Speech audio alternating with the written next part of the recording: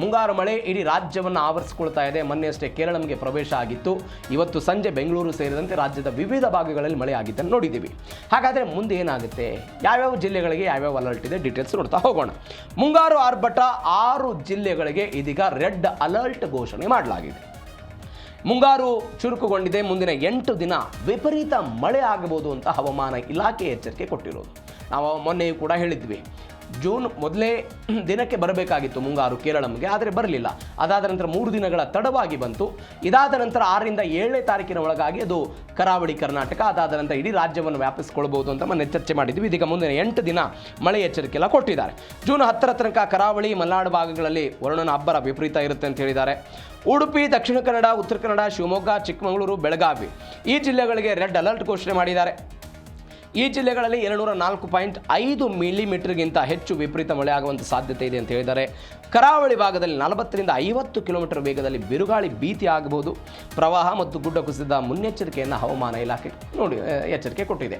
ಏಕೆಂದರೆ ಉತ್ತರ ಕನ್ನಡದಲ್ಲಿ ಕಳೆದ ಬಾರಿ ಆದಂತಹ ಶಿರೂರು ಗುಡ್ಡ ಕುಸಿತ ಪ್ರಕರಣವನ್ನು ನಾವು ನೋಡಿದ್ವಿ. ಶಿರೂರು ಗುಡ್ಡ ಕುಸಿತ ಪ್ರಕರಣ ಆಗಿ ಲಾರಿ ಸಿಕ್ಕಾಕೊಂಡಿದ್ದು, ಅದಕ್ಕಾಗಿ ಕೆಲಸವನ್ನು ಮಾಡಿದ್ದು, ಅನೇಕ ಜನ ಜೀವವನ್ನೆಲ್ಲ ಕಳೆದುಕೊಂಡಿದ್ದು ನೋಡಿದ್ದೀವಿ. ಹೀಗಾಗಿ ಇಂಥದ್ದೊಂದು ಆತಂಕದ ವಾತಾವರಣ ಇರುತ್ತೆ. ಜನ ಎಚ್ಚರಿಕೆಯಿಂದ ಇರಬೇಕು ಅಂತ ಹೇಳಿದ್ದಾರೆ.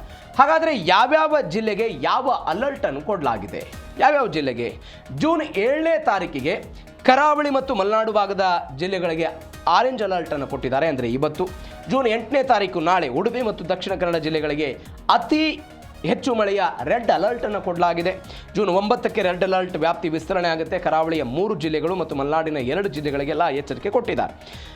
ಜೂನ್ 10ನೇ ತಾರೀಕಿಗೆ ಬೆಳಗಾವಿ ಜಿಲ್ಲೆಗೂ ರೆಡ್ ಅಲರ್ಟ್ ಘೋಷಣೆ ಆಗಿದೆ. ಉತ್ತರ ಕರ್ನಾಟಕಕ್ಕೆ ಮಳೆ ಕಂಟಕ, ಅಂದರೆ ನಿಮಗೆ ಮಹಾರಾಷ್ಟ್ರದಲ್ಲಿ ಮಳೆ ಆದರೆ ಉತ್ತರ ಕರ್ನಾಟಕದ ಬಾಗಲಕೋಟೆ ಆಗಿರ್ಬೋದು, ಬೆಳಗಾವಿ, ಸವದತ್ತಿ ಈ ಭಾಗ, ವಿಜಯಪುರದ ಕೆಲ ಭಾಗ, ಇವೆಲ್ಲವೂ ಕೃಷ್ಣಾ ತೀರದ ಪ್ರದೇಶಗಳು ಏನಿರುತ್ತೆ ಅವು ಮಲಪ್ರಭಾ ಮತ್ತು ಕೃಷ್ಣ ಇವರ ಸಮಸ್ಯೆಯನ್ನು ಅನುಭವಿಸಬೇಕಾಗುತ್ತೆ. ಹೀಗಾಗಿ ಅವರು ಎಚ್ಚರಿಕೆ ಕೊಟ್ಟಿದ್ದಾರೆ.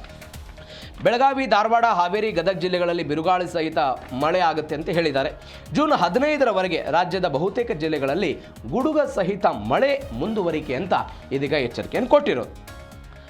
ಇದು ಮಳೆಯ ಸೂಚನೆ. ಆದರೆ ಸಾರ್ವಜನಿಕರಿಗೆ ಹವಾಮಾನ ಇಲಾಖೆ ಏನು ಸೂಚನೆ ಕೊಟ್ಟಿದೆ, ಹೆಂಗಿರಬೇಕು ಏನು ಎತ್ತ ಡೀಟೇಲ್ಸ್ ನೋಡ್ತಾ ಹೋಗೋಣ. ರಾಜಧಾನಿ ಬೆಂಗಳೂರು ನಗರ ಮತ್ತು ಗ್ರಾಮಾಂತರ ಜಿಲ್ಲೆಗಳಿಗೆ ಯೆಲ್ಲೋ ಅಲರ್ಟ್ ಅನ್ನು ಘೋಷಣೆ ಮಾಡಿದ್ದಾರೆ. ಬೆಂಗಳೂರಿನಲ್ಲಿ ಕಳೆದ ಹೆಚ್ಚು ಕಡಿಮೆ ಒಂದು 15 ದಿನಗಳಿಂದ ಬಿಟ್ಟು ಮಳೆ ಆಗ್ತಾ ಇರೋದನ್ನು ನೋಡಿದ್ದೀವಿ. ಈಗ ಯೆಲ್ಲೋ ಅಲರ್ಟ್ ಘೋಷಣೆ ಆಗಿದೆ.